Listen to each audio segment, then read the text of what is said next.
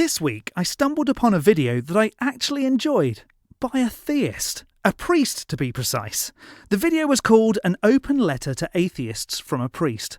I listened, and now I'd like to respond. Welcome to today's video.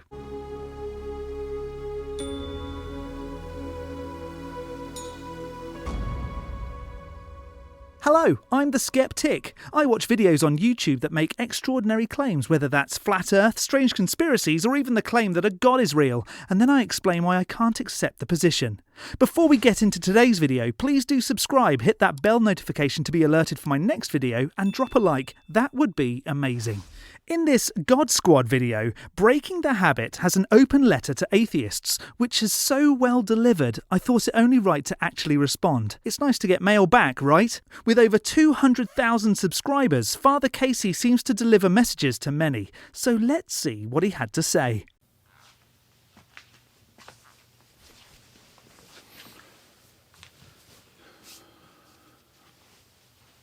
Hey, Theists. Hello there. Thanks for clicking on this video. It means a lot to me, really. I'm a religious guy who's devoted my life to a God you don't believe in, so you're taking a bit of a risk here that I might insult you, make you feel bad about your life, or at the very least, waste your time. It's okay. You can't make me feel bad for not believing in something, much like you probably don't feel bad that you don't believe in a flying spaghetti monster. I really do appreciate it, and I hope not to do any of those things here.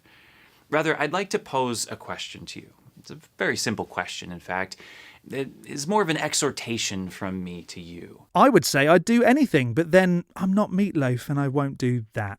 This question is not meant to trick you or convert you. I don't have some super ingenious question that will somehow inspire faith in a deity, as much as I'd love to. Imagine that.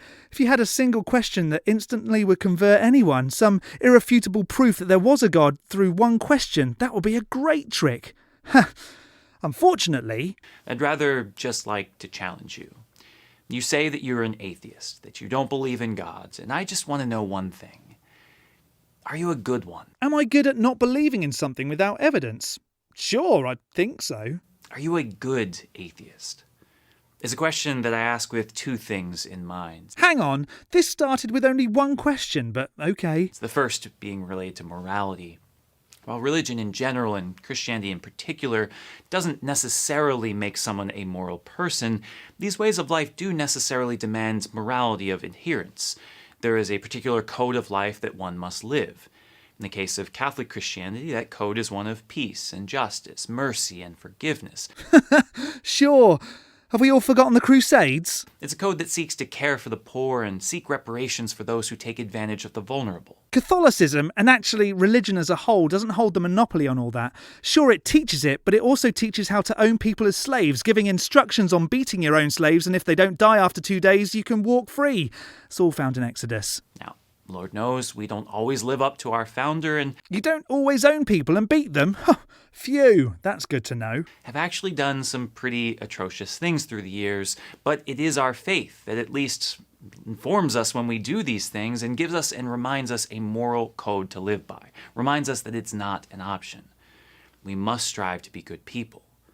Now, as someone who doesn't have this foundation, who doesn't believe in a God or adhere to a religion, there is no superstructure making this demand on your life. Correct, and I don't have anyone telling me that rapists should marry their victims or that women shouldn't have a choice with what they can do with their body. No one telling you how to live in certain situations. Without a belief in an afterlife, there might be a feeling that all the world is futile, so what difference does it make? And here is the problem. Theists think that non-believers have nothing to live for, with no afterlife to go to, and they're looking at it all wrong. I have nothing to die for. I have everything to live for.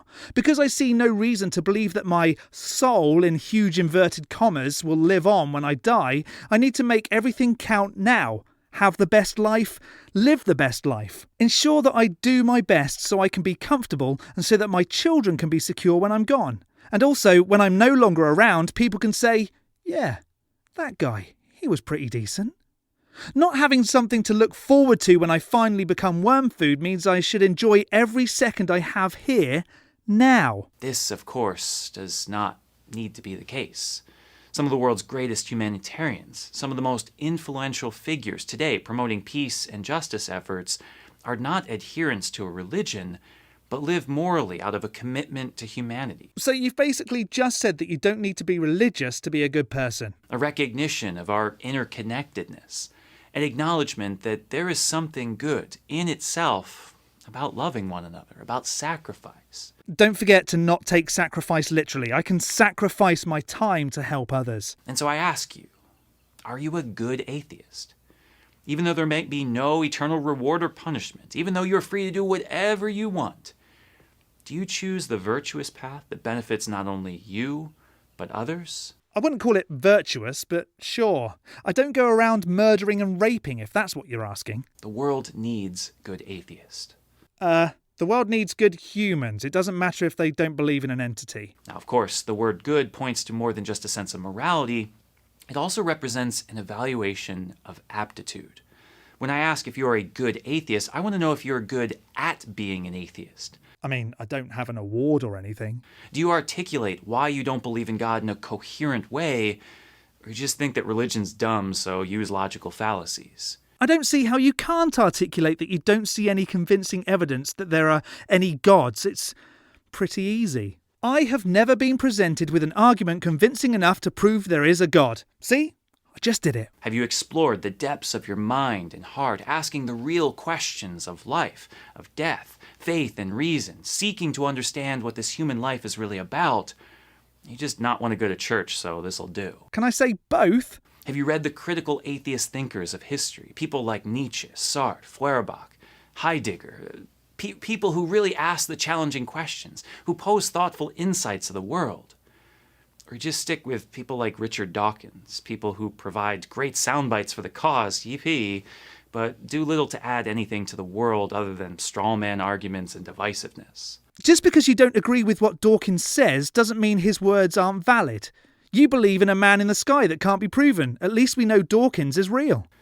Have you read for yourself the works of real theologians, people articulating our beliefs in the best way we know how? I'll be honest here. Whenever I listen to a theologian, I tend to hear the same unconfirmed babble spouted at such a speed and with such intensity that they're right that I get bored and switch off. Karl Rahner, John Henry Newman, Joseph Ratzinger, Augustine of Hippo, Henri de Lubac. Or do you stick with the simplicity of evangelical pastors from some rural anti-intellectual church?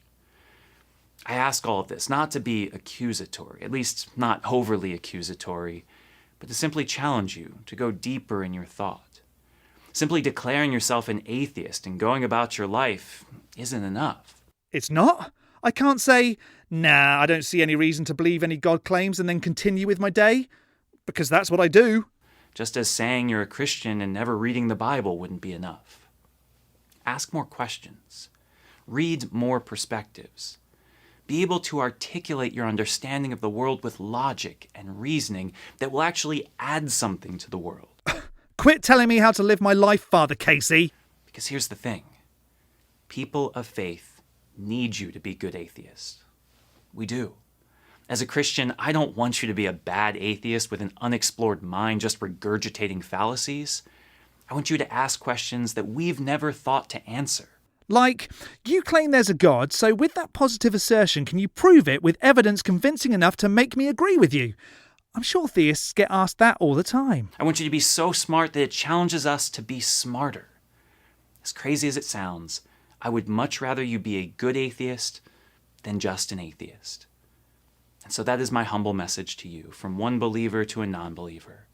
We may not agree on much, but that doesn't mean that we don't need each other or can't learn something from one another. We do, and we can. I'm still waiting to learn about how to prove God, but I can continue to wait, I guess. Peace and good to you, Father Casey. Well, that certainly was a fun one. How would you have responded? Let me know in the section below. And whilst you're there, feel free to let me know if you'd like me to take a look at any more extraordinary claims, and I can make a video on that too. But as for responding to this video, we can skeptic this off the list. Don't forget to hit the like button and subscribe if you haven't already. From me, the skeptic, stay safe, keep thinking logically and ask questions. Skepticism is the first step towards truth. See you next Saturday.